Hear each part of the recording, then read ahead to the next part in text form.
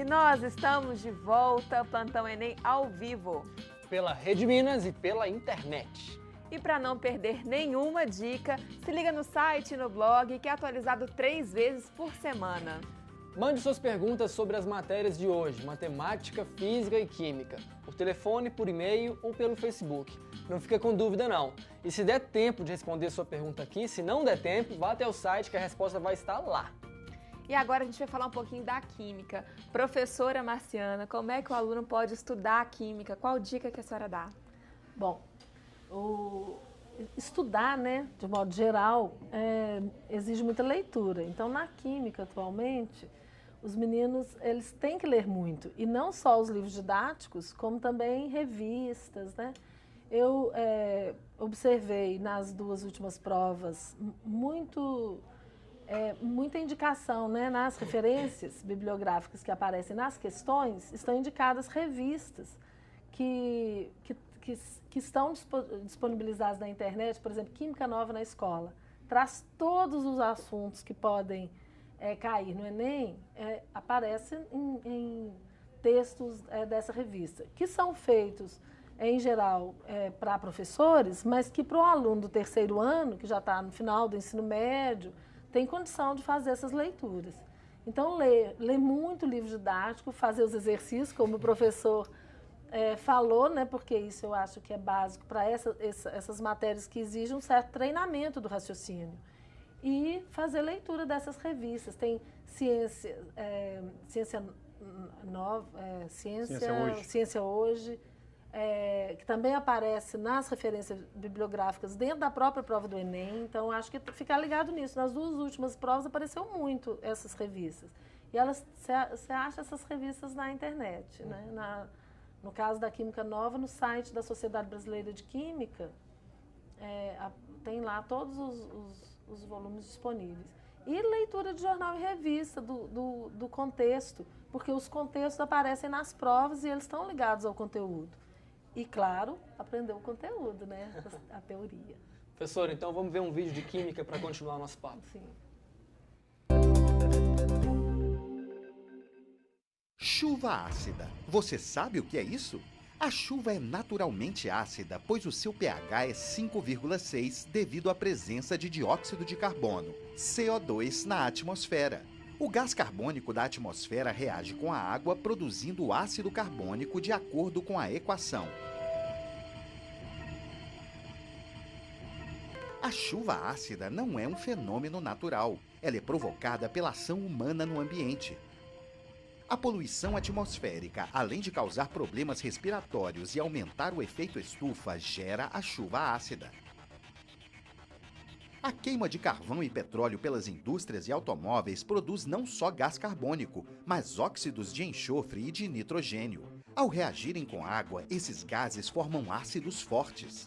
Os principais efeitos da chuva ácida sobre o ambiente são: diminuição do pH das águas de lagoas e lagos, causando a morte de plantas e animais. Diminuição do tempo de degradação das rochas, aumentando a erosão. Destruição de patrimônio. Prejuízos para a agricultura.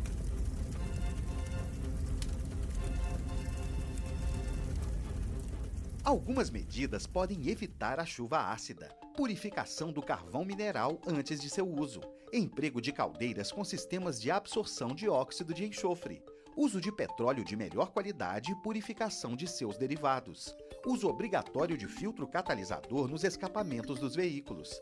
Substituição do carvão e dos derivados de petróleo por combustíveis não poluentes. Então, Marciana, a chuva ácida acontece aqui no Brasil também? Acontece nas regiões industriais, né? A gente já teve problemas sérios relacionados com a chuva ácida em São Paulo, em Cubatão, né? Agora, muitas medidas nas indústrias, a gente já tem muitas medidas, e nos automóveis também, que é o uso do filtro catalisador, que foi falado no vídeo. Mas a gente tem um problema com isso, né? Que eu acho que deveria ser obrigatório. Os carros antigos não têm, e muitas vezes o proprietário do veículo não substitui, porque ele não depende, o funcionamento do veículo não depende do filtro, né? Mas já tem um filtro para isso. Nesse filtro, as reações que ocorreriam na atmosfera ocorrem no filtro. Então, ele tem que ser, ele gasta, né? E, então, ele tem que ser trocado de tempos em tempos e é caro. Então, muitas vezes, isso não acontece. E tem algum período do ano que acontecem mais chuvas ácidas, professora? Tem. Nesse tempo seco que a gente está vivendo agora, né, a gente tem mais poluição. Então, porque fica mais na atmosfera, né?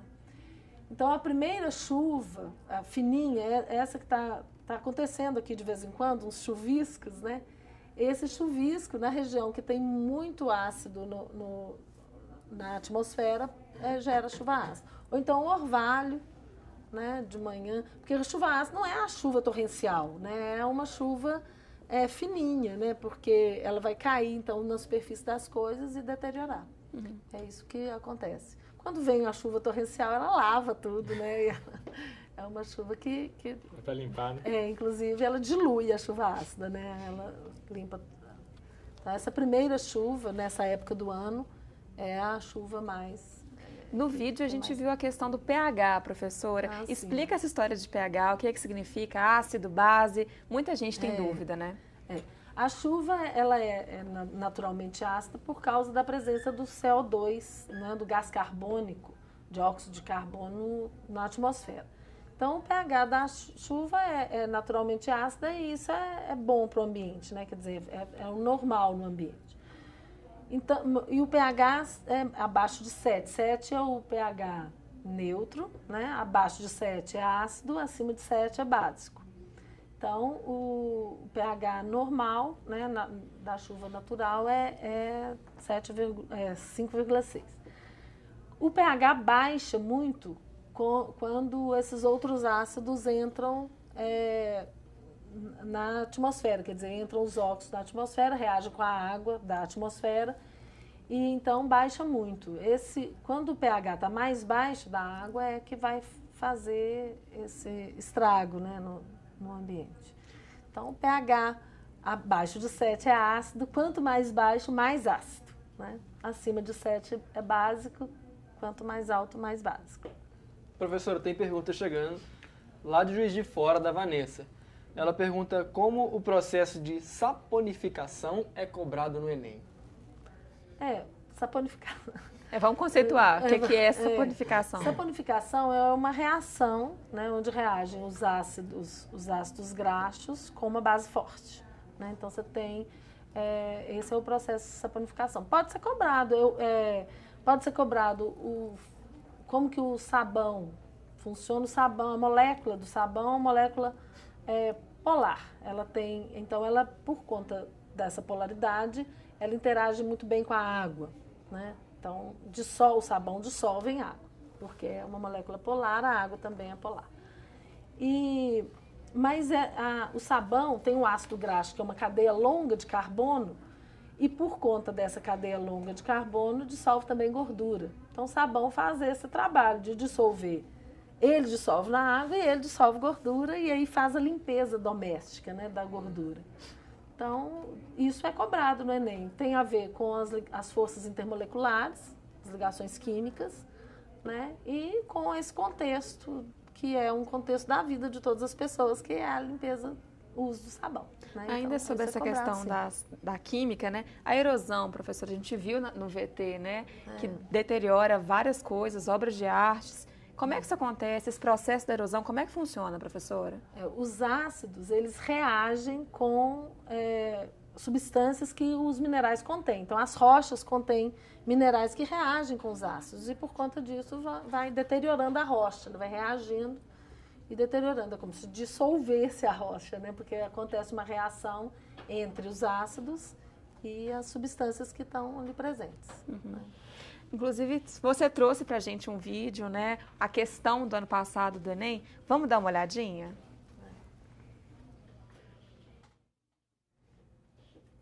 E aí, professora?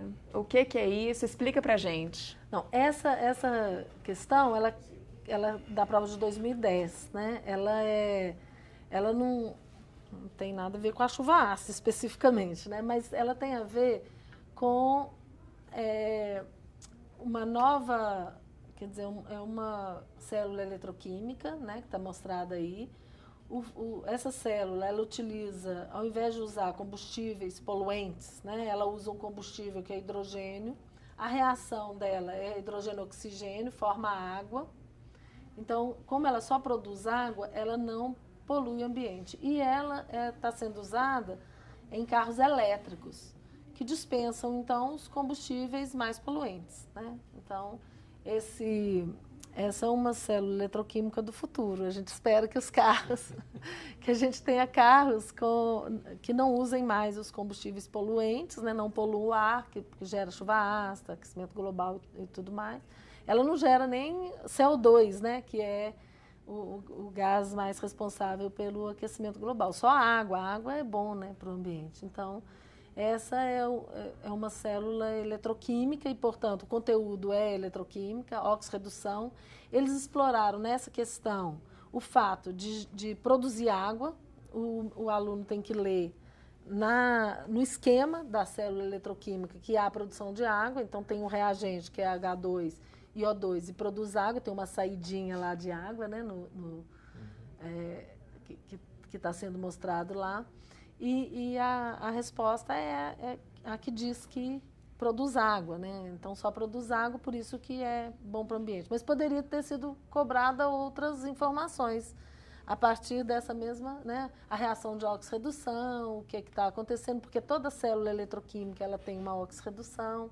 Então, esse mesmo tipo de questão pode tratar da questão ambiental e, junto com isso, tratar da questão da química, né? Sim. Dos conceitos da química. Inclusive da física também, professor. Então, a relação da física com a química, né, tem a ver com as pilhas, né?